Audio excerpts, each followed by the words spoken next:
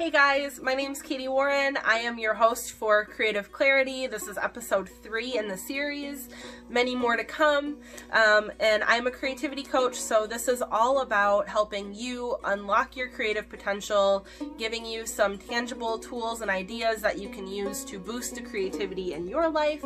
I will keep beating this over and over that creativity is for everybody. It's not just for the musician, the artist, the writer. Everybody needs it. That's how we evolve. The technology industry would not be near where it is today if we didn't have creative minds innovating new ideas. That's how we have to evolve as a society, and I feel really called to help people find that creativity because it's going to help you feel happier, it's going to help you feel more fulfilled, you're going to be contributing to your business, your workplace, your life, your family, whatever it may be. Creativity will make a huge difference in your life. So, for episode 3 of the series, we're going to talk about procrastination. Now, if you are anything like me, you procrastinate like no other. Maybe you're not, and maybe you should start. So we're going to find out why today. I will just do a side note that it is 11:55, and I have a goal to post this video by 1 o'clock. So procrastination at its finest. So Adam Grant is a professor at the Wharton School, and Harvard summarized the study that he did with one of his students around procrastination. And what they actually found is that when you procrastinate, you are, in fact, more creative. Why? How? Well, your brain needs time to process. So if you have been following me on social media, I just did a post on if you're having that brain block and you can't think of a new idea or you can't think about where to go next in your process, to take a break and go learn something random, go learn something new. Could be unrelated to the subject, and when you come back, you're going to have a better sense of, clarity, and you're going to feel refreshed, and chances are those ideas are going to start generating again. It's not always helpful to just focus and push past that block. Our brains are building all of these different pathways, and we need some time to really solidify the information that it's processing subconsciously. So, procrastination. What did they do in the study? To summarize it in short, they took a group of students and they split them up into 2 groups. They gave them each a concept where they had to generate ideas. Group 1 had to think of those ideas right away. Group 2 was given a game to play for 5-10 minutes before they had to think of ideas around that concept. And it turns out that the group who had to wait a little bit was 28% more creative. They had 28% better ideas, more interesting, angles to look at it. Their creativity was better. So, I am a chronic procrastinator, and I think procrastination has definitely gotten a negative connotation around it because, people don't like, especially if there's other people involved in the project, you hate a procrastinator, right? If you're one that gets it done right away, that procrastinator is driving you crazy. But there's science behind it that is actually working for them. So in college, I would get an assignment and I would put it off until the last minute possible. It was very stressful. I think I was more on the extreme procrastination scale, where with creativity, you want to moderately procrastinate. Don't stay up until 3 in the morning writing an 8-page paper that's due at 8 a.m.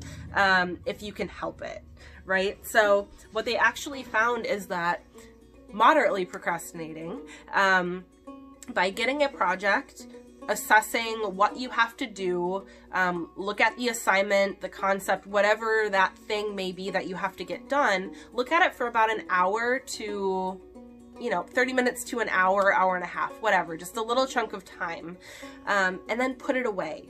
Don't look at it again. Do other things. Now, depending on the deadline, you may only be able to procrastinate for a day or 2, or maybe you can procrastinate for a month or 2. I mean, every project is going to be different, so don't take what I'm saying as like completely literal. If you have a multi-million-dollar project that is due in a month, do not wait till week 3.5 to get it done, right? So it's on a sliding scale. Use your best judgment, mediate, like procrastinate somewhere in the middle is what I'm trying to say. Don't be an extreme procrastinator if you're going to completely flop the project. But giving your brain that time to, you know, build other pathways not related, not have to force yourself to think of all of these different ideas in one sitting is going to help your process so much more. So put it away, come back to it, and having that little sense of urgency and that little pressure is actually doing you good.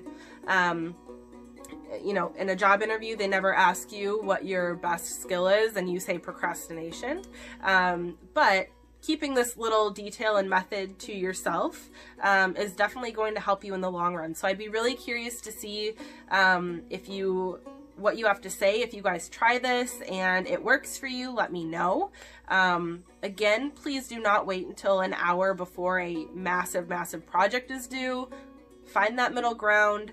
But, you know, the studies show that a little bit of healthy procrastination is actually really good for your creative process. So push out what all of those naysayers are, you know, saying about your procrastination. And if it works for you, it works for you. Thank you so much for watching. I really appreciate the continual support. I am planning to turn this into a podcast. So I have a podcast out right now called Intentional Harmony. I think I had like 17 or 18 episodes and then I gave it a break. It was focused towards musicians. However, season 2 is going to come out of Intentional Harmony and it's going to be around creativity. So this, what I'm talking to you about right now, is going to be season 2 of that podcast series. If you're interested, I really hope you check it out. I will give you a heads up before I publish it. But really the goal there is to focus on every walk of life and every creative process. So as I had mentioned in the beginning and the videos before, creativity is for everybody. It's for the person in finance, the person in computer tech, it's for entrepreneurs, and of course, writers, photographers, painters, you name it, right? You get the point, it's for everybody. So my goal with the series is to interview people from every profession, including the creators and including the business people who maybe don't feel like they are creative, because we all have creative processes. It's necessary to innovate and to grow. So I'm hoping this interview series is going to open up your eyes, give you some ideas, some tangible tools on what you can do to boost your creative process and live a more purposeful, fulfilled, happy life. Thank you guys so much for watching. We'll see you on episode 4 of Creative Clarity.